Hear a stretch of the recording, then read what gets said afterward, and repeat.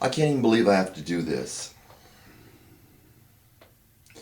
If you're not a really dedicated Christian, I can understand. Or if you're young, I can understand how you don't understand what I'm talking about, okay? So if you're not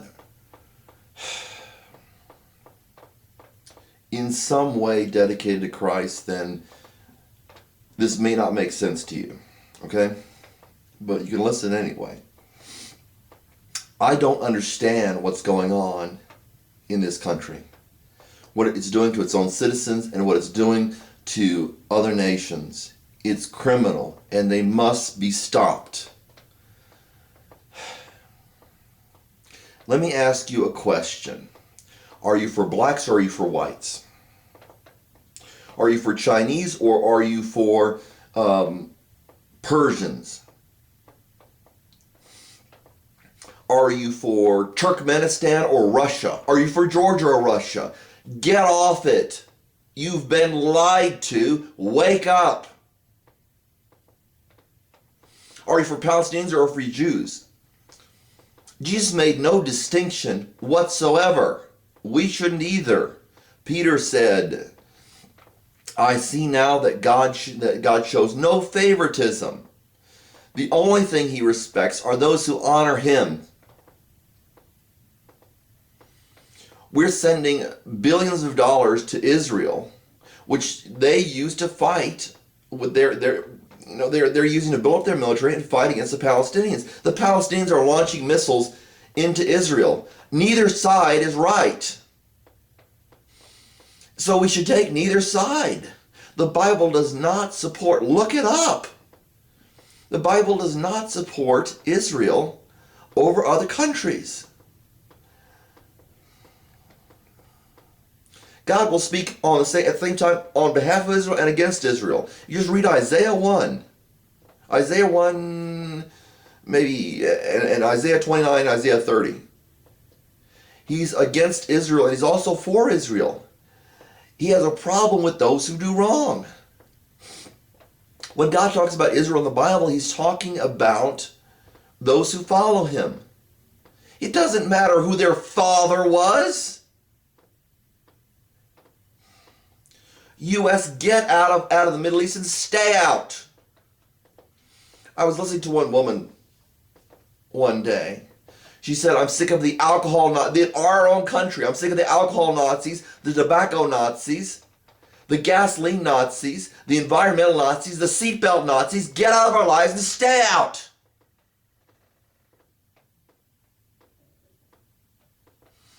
We can't even get our own leaders to do what's right. You know that the president, whomever he would be, because of what George Bush did, has absolute power. When we have this financial crisis, when it comes crashing down, the president will have absolute power. He can change this country to any form of government he wants to and call it whatever he wants to. People aren't going to start complaining until there are soldiers rifling through their houses and they say it's for domestic security, which is exactly what they're saying in Israel. Stop. The wars are ceaseless and pointless.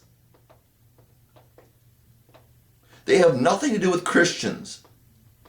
It is of the world to fight these wars. We're told what we're supposed to know, not what necessarily is the truth. They're told what they're supposed to know, and we both hate each other. That's not a Christian value.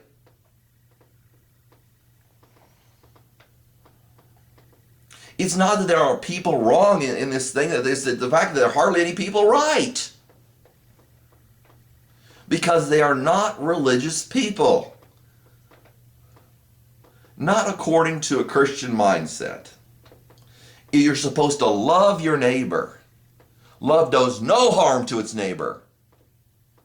There's out there, I can put in a video, there is a sign that says, the first point they put it on a construction site right out here, this road that runs right this way, and then there's another sign on the road that runs the opposite way. And it said, construction, speeding, $1,000 for speeding. What if it's an accident? What if you're going a mile per hour over or 5 miles per hour? What, you know? you're gonna have to pay $1,000 fine. What happens to the poor when the poor can't afford the taxes the government's putting on? And it is a tax. We have the right to drive whatever speed we want to. It's our country, not the government's. That's what the whole Declaration of Independence and Constitution were all about. It's our country.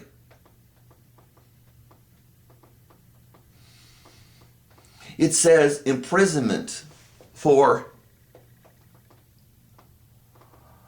8 years for reckless driving. What is reckless driving? Well, it's whatever the police officer says it is. That means you can go to 8 years in probably federal prison for nothing, for doing absolutely nothing. They can already do that already. If they consider you a terrorist, and say, well, I'm against terrorists. Well, they consider you a terrorist. You're going to jail. Possibly for the rest of your life, you might not get out alive because they don't have to tell anybody where you are. And just say, well, we released him, but we don't know where he is. There is no accountability in this government. And yet you want us to support a war over this? None of our business? Get out of our lives and stay out. I don't care if it's our country or another country. There's a border here, and all of a sudden that makes all of a sudden difference. We're against Canada, and Canada's against us. Come on. Oh, well, they're from the Middle East. I don't care. Our government has gotten corrupt and disgusting, and it's making me sick. When they can take me away and shove me in jail for 6 months without any trial whatsoever, without request for holding, without bringing it up, and they can hold me longer if they provide an excuse. That is inexcusable. This is supposed to be a free country where there are free speech zones, where in this zone you can talk, in this zone you can't say. You can't talk. You can't speak around Crawfordsville, where Bush is from, because he's decided that's not a place you can speak your free mind. You can't say whatever you want to say. You can't say that. Katrina. They locked up people. They wouldn't let them go. That's imprisonment. Waco. They just kill people. Alcohol, tobacco, and firearms went in there, and then the next thing you know, it's the FBI, and the whole place is a cinder box. Killing children? Is that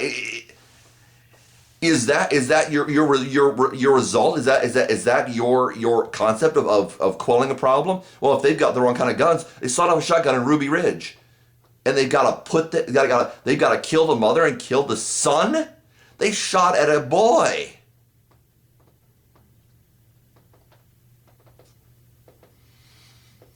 It's now even suspected and basically accepted that most people in the United States know that what was done on September 11th, 2001 to the trade centers and to the Pentagon was fake. Yeah, how can you believe the government? How can you possibly believe the government when you can't believe politicians? How can you say our leaders are good, but their leaders are bad? It's the same mentality as somebody lives halfway across the world, they're bad and we're good. That's exactly the way they think. I don't see any point to just going across the sea and killing people. We ought to get out of Japan. We ought to get out of Korea. We ought to get out of Europe. It's none of our business. It's not our country. Put the United States first and forget about everybody else. Let them work out their own problems.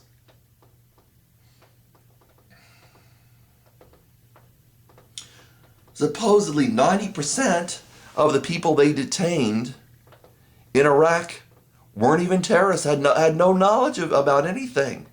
How would you like for somebody to come in our country, our own government even, to come in our country and say, well, we're going to put you in prison, and such, then hook you up to electric shocks because, whoa, we think you might have knowledge about something. That's what they do in Russia. That's Soviet socialists. Well, I'm not eager, and a lot of people probably won't get this. Well, I'm not eager for this country to become the Democratic States, the Democratic States of the United Democratic States of America. I bet people probably won't get that joke, but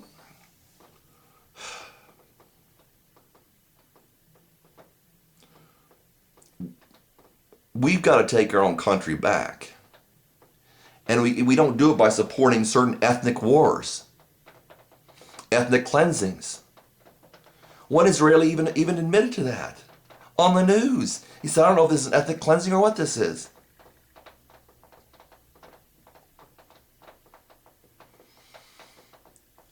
Get out of our lives and stay out.